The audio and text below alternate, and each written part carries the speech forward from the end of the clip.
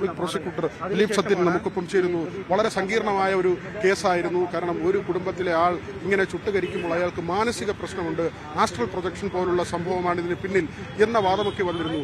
എങ്ങനെയാണ് പ്രോസിക്യൂഷന് അതിനെ ഖണ്ഡിക്കാൻ കഴിയുന്നത്?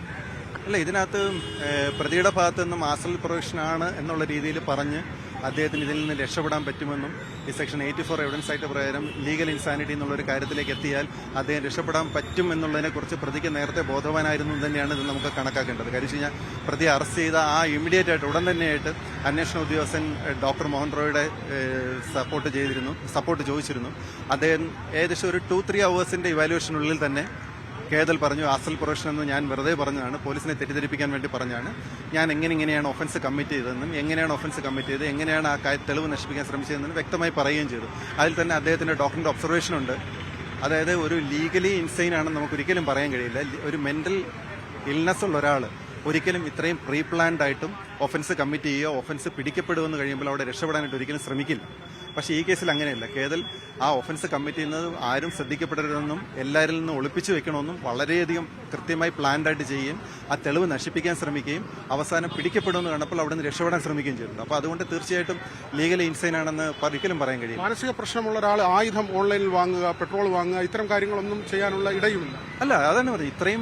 ഇത്രയും പ്ലാൻഡ് ആയിട്ട്, ഇത്രയും പ്രീ പ്ലാൻഡ് ആയിട്ടും അത് ആ ഒഫൻസ് ഹൈഡ് ചെയ്യാനുള്ളതും ആ ഒഫൻസ് മറ്റാരും അറിയപ്പെടരുതെന്ന് പറഞ്ഞ് നിൽക്കുന്നതും പുള്ളി പിടിക്കപ്പെടരുതെന്നും അത് പിടിക്കപ്പെടുന്ന ആ ഒളിച്ചോടി എന്ന് പറഞ്ഞില്ല. അപ്പൊ അങ്ങനെയുള്ള കാര്യങ്ങൾ വെച്ച് നോക്കുമ്പോൾ തീർച്ചയായിട്ടും ഇദ്ദേഹം ലീഗലി ഇൻസൈൻ ആണെന്ന് ഒരിക്കലും പറയാൻ കഴിയില്ല. മോട്ടീവാണോ ആ ഘട്ടം മുതൽ ചോദ്യം ആയി വന്നത്? കാരണം വലിയ സമ്പന്നമായ കുടുംബമാണ്, സ്വത്ത് തട്ടിയെടുക്കാനാണോ, മന്ത്രവാദമാണോ, അത്തരത്തിലുള്ള എന്താണ് നമ്മുടെ ഒരു ഫൈൻഡിങ്?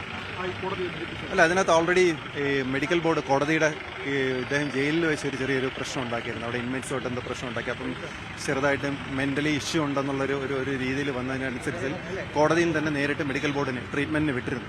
അപ്പോൾ ആ ട്രീറ്റ്മെന്റിൽ അവിടെ ഡോക്ടേഴ്സിനോട് കൺഫസ് ചെയ്തിട്ടുള്ളതാണ് അച്ഛൻ റിട്ടയർമെന്റിന് ശേഷം അമിതമായി മദ്യപിക്കുമായിരുന്നു, മോശപ്പെട്ട സ്വഭാവമുള്ള ഒരാളാണ്, അദ്ദേഹം പലപ്പോഴും എന്നെ സ്കോൾഡ് ശകാരിക്കുമായിരുന്നു.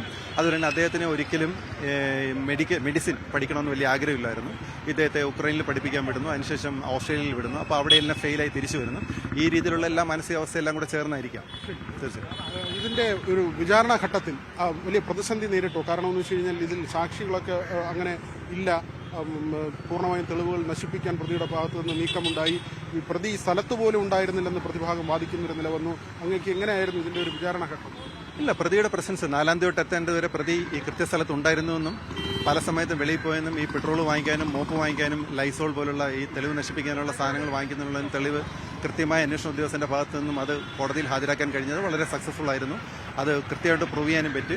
ഈ സാക്ഷികളെല്ലാം തന്നെ പൂർണ്ണമായും ഇൻവെസ്റ്റിഗേഷനോടും കോടതിയിലും പ്രോസിക്യൂഷനോടും വളരെയധികം സഹായിക്കുകയും ചെയ്തു. ക്യാപിറ്റൽ പണിഷ്മെന്റ് ആണോ പ്രതീക്ഷിക്കുന്നത്? തീർച്ചയായിട്ടും ക്യാപിറ്റൽ പണിഷ്മെന്റിന് വേണ്ടി തന്നെയായിരിക്കും വാദം പറയുന്നത്. കാരണം ഇത് റയർസ്റ്റ് ഓഫ് റയർ കേസ് കാറ്റഗറിയിൽ തന്നെ വരുന്നതാണ്. അപ്പോൾ തീർച്ചയായിട്ടും ക്യാപിറ്റൽ പണിഷ്മെന്റ് തന്നെയായിരിക്കും നോക്കുന്നത്.